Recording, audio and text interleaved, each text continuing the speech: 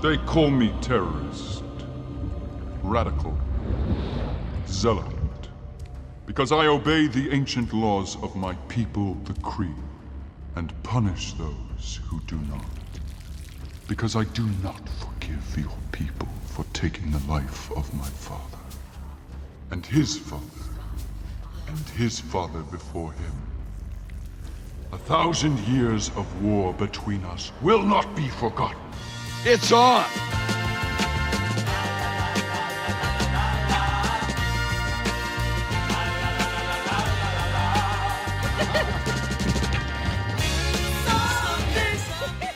Hey everybody, it's Charlie. It is on. If you didn't realize what's going on here, Lee Pace's Ronan the Accuser is coming back for Captain Marvel. So Ronan and Korath from Guardians of the Galaxy will be in the Captain Marvel movie, but the reason why they're alive is because the movie takes place 20 years ago. So I'll explain what's going on here. If you're new to the channel, there's new Infinity War giveaway stuff going on. I'll explain at the end of the video. Be sure to subscribe to get everything.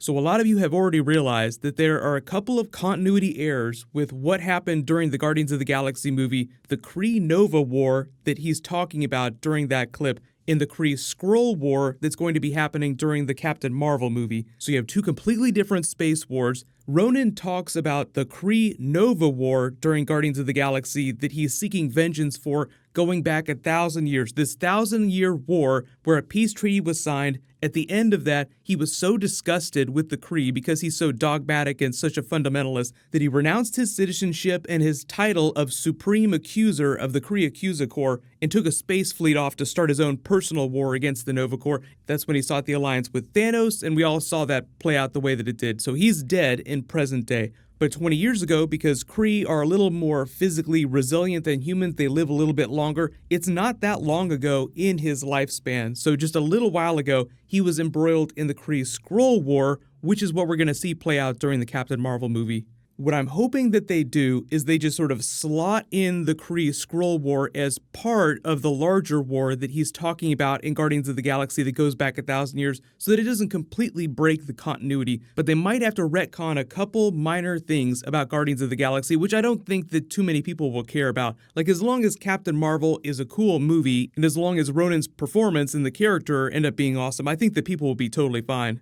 The really cool thing about this is that we have Jude Law's Mar-Vell, who's a really important character, passes his powers genetically to Captain Marvel, but he was a member of the Kree military. He was just a normal colonel in their space fleet. Ronan's Accuser Corps is kind of like the military police, so technically they didn't serve together, but they probably knew each other. But here's the really cool thing about Ronan. Remember, he's a hardcore fundamentalist, he's a blue-skinned Kree, and they're kind of like the aristocracy amongst their species. The pink-skinned Kree are kind of like the underclass or the Muggles, if you want to make a Harry Potter reference. So you have to imagine that Ronan probably thought that Mar-Vell was an abomination, but the whole reason why Mar-Vell became a big character is because the Kree Supreme Intelligence found out a long time ago that they had hit a genetic evolutionary dead end. He started to encourage the Kree to interbreed with other alien races to quote-unquote freshen the gene pool. So you have to imagine that Ronan probably was not down with this, like all about the pure blood, like the Targaryens in the Game of Thrones series, wedding brother to sister to keep their dragon seed blood pure so that they could maintain their ability to dragon bond, or the other Harry Potter reference,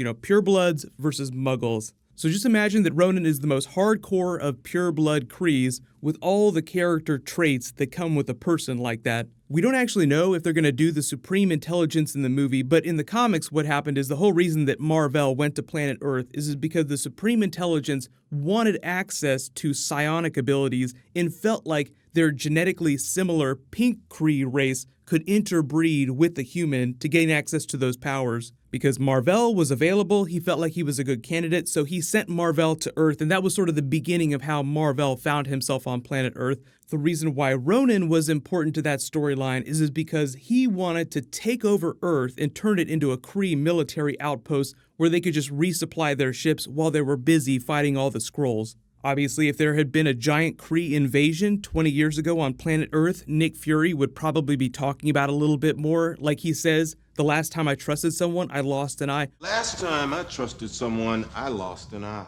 We know there's going to be some elements of Skrull secret invasion pretending to be other people because that's probably how he lost his eye. Just one person who's a Skrull, who's someone he trusts, who then takes his eye out that he barely fights off. I've already done an Iron Man Easter egg video because he talks about Project Pegasus, so I'll link that at the end of this. But that's the base where you see the Tesseract at the beginning of the Avengers movie. Howard Stark and Nick Fury were instrumental in building that. That was built after the Triskelion, but it was their secret facility that was formed to investigate, what they call phenomena beyond the range of conventional scientific understanding. So any alien tech, anything crazy that they didn't totally understand, which, is where we get to Captain Marvel, because that's prime Captain Marvel territory, because you're talking about alien invasion, Mar-Vell, the Kree-Skrull War, and probably the device, the Psyche Magnetron, that gives Captain Marvel her powers. So they did say that they were changing her origin story a little bit, but I wouldn't be surprised if they still have a lot of elements from that comic book origin. So just imagine a version of the Ronin plot from the Kree-Skrull War where he was trying to take over planet Earth,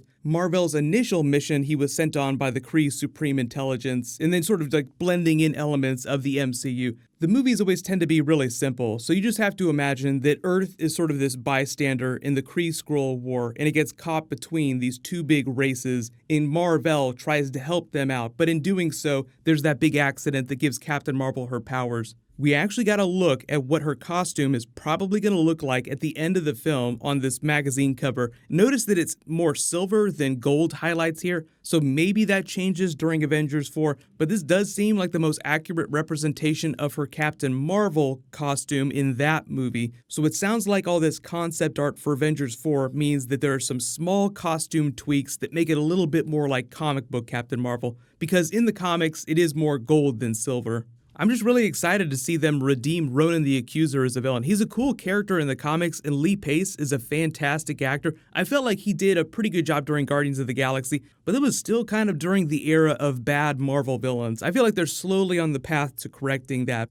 But speaking of Guardians of the Galaxy, I know you've all been asking me to do a video update about that because the movie's sort of in limbo, but it's good news, bad news situation, so I'll do a video for that next that should be up in the next couple of hours. Like I said, there's a new round of that Infinity War Blu-ray giveaway. All you have to do to enter is be a subscriber and leave a comment on the video. Congratulations to the winner from my last big video, Pierce Smith. Please email me on the About page of my YouTube channel so I can get your contact details. I'll name a new winner when I post new Marvel. Click here to learn all about the Venom trilogy and Carnage that Sony just confirmed, and click here for that Iron Man Captain Marvel Easter egg scene. Thank you so much for watching. Everybody stay awesome. I'll see you guys tonight.